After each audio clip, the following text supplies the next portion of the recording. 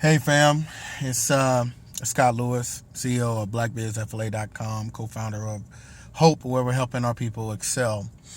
Um, Quick video. I know I said it's never really quick, but I do want to thank you guys for just even the two or three people that actually stopped to respond. I thank you guys for actually listening and trying to respond so that we can communicate on a higher level. I recently received a link. And the link, I clicked on the link and went to a YouTube page that showed, quote unquote, greatest speech ever given by Robert Kennedy. For some of you younger people, JFK's brother, supposedly one of the good guys in America. And it was a very heartfelt speech. He gave the speech on the night that Martin Luther King died. He was assassinated. And against a lot of his peers, and without having to go through the proper channels to get, a speech created for him, he actually sketched it, wrote it, and created the speech himself, and spoke it off the back of a pickup truck. I'm gonna add that speech in the comments below. I want you guys to take a look at it and look at the statue that follows at the end of the video. It's pretty heartfelt. And long and short is basically saying, hey, listen, you got a couple of options. You can, black people, if you're black, be upset and be vindictive and want revenge and be seething and be angry because a white person killed one of your great leaders, or we can work together with the few white people, in his words, many white people that would love to live together with black people in peace and harmony. And that's great. The idea, again, it's great, and I tell you guys this as many times as I can. An idea is great. Ideas are wonderful. All ideas are great. It's people that mess it up. The person, the people, the group of individuals mess it up. Even if it's one good person, he can be the leader of the free country and he's a good person. If the people that back him are not, or they have their own agenda, then it doesn't matter, because the way the world works, unfortunately, if there's a group of you, the majority is painted by how the idea of a people is painted by the majority, especially with the mainstream media now. I'm sure, okay, I don't know Robert Kennedy. I don't know John F. Kennedy either. I don't know these people personally, and they sound like good people, especially when you dig into the Bay of Pigs and all the other stuff.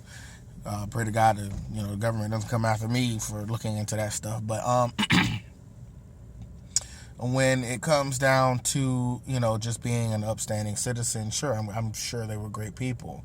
Unfortunately, their words are for naught. They're worthless. Unfortunately, he wants us to be to overlook the anger, because he could be just as angry because someone killed a person in his family, and that person was white that killed someone in his family. So he understands, or so he thinks, and I think he missed the point. And I think the person who sent me this video missed the point. It's not that it's just that it's a white person doing it. It's a pattern. Okay, it's a pattern. It's been a pattern. It's a blank pattern. It's a pattern that says, hey, look, we're going to continue mistreating you, brutalizing you, raping your women, putting you in jail for something that we could get away with. We're going to continue to treat you like this is the 1800s, all the way up to Jim Crow.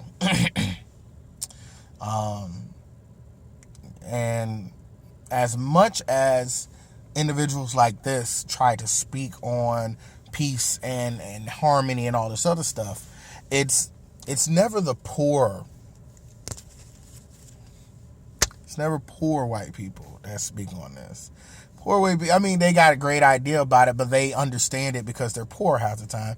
And the other half, I say like this. I look at it this. Okay, if you look at the whole class of white people, you have maybe like the 10%, top 10%. Those are the rich bastards, the ones that just don't give a damn. Hey, they will shit on you, and it doesn't matter. Okay, it will come down hard. And then you got the remaining 90%, or 45% of them. They tend to follow because they're in that upper crust. It's just within an arm's reach. It's called re-mentality. Everybody thinks that in America that for some way that they can win. There's some way they can just reach up there and they could be part of that elite. And so they'll do anything that they're told, even if it's wrong. Police officers, government officials, the middle class, high middle class people who just support wrongdoing against black folks. And then you have that other 45% of white folks that are part of the 90%, the real 90% of the population that don't have crap. And they see that because they get some of the bullying that we get, nowhere near as much, but see some of the bad mouthing, the horrific scenery, the brutalization, the disrespect that black folks get. And there always seems to be those people who have the money that can say, hey, why can't we live in peace and harmony? Well, I'm telling you why. I told you this before. If you do not control your social infrastructure, if you do not control your economic infrastructure, if you do not control any of that, okay, because I told you racism isn't what people say or do to you. That's prejudice. Racism is a controlled system. It is a power. It is a collective of power using that power to control another group of people. Okay, and the powerful people in this nation are white. Okay, and they wanted to keep it that way, and so they do it that way so that, black folks will always have the hardest time trying to come up. Okay, that's the difference. Okay, and you're trying to eliminate prejudice. Well, you can't, because everyone's a bigot.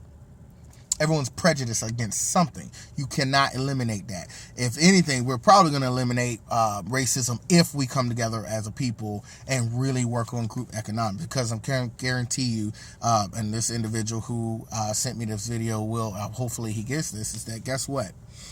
Your group of individuals, your people, if you were to look at where you are right now, I can say honestly with the information that I've gained and what you've given me is that you didn't do it all by yourself. You had a backing of people who had access to funds, to money. Cash is king. And if you don't have the money to turn around and build and own buildings and land and stuff of that nature, look, we play Monopoly, right?